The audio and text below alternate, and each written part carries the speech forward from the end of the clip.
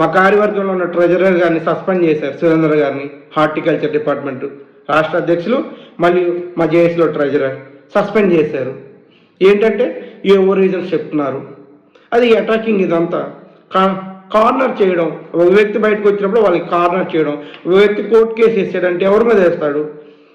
ఇండివిజువల్గా వేరు కదా, డిపార్ట్మెంట్ అవసరాల కోసం కోర్టు కేసు వేస్తాడు. ఆ కోర్టు కేసు వేసిందని టార్గెట్ చేస్తే అతను సస్పెండ్ చేశారు.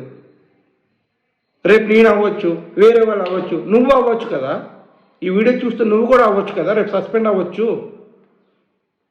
రేపు నీ వరకు వచ్చినప్పుడు నువ్వు బయటకు రావడం కాదు, నీ పక్కోడికి అయినప్పుడు బయటకు వస్తే నీకు అయినప్పుడు ప్రతి ఒక్కరు కూడా నీ ముందు ఉంటాడు వచ్చి, పలానా రోజు పలానా వ్యక్తి నా కోసం ముందుకు వచ్చాడు, నేను ఈరోజు వాళ్ళ కోసం ముందుకు వెళ్ళాలి.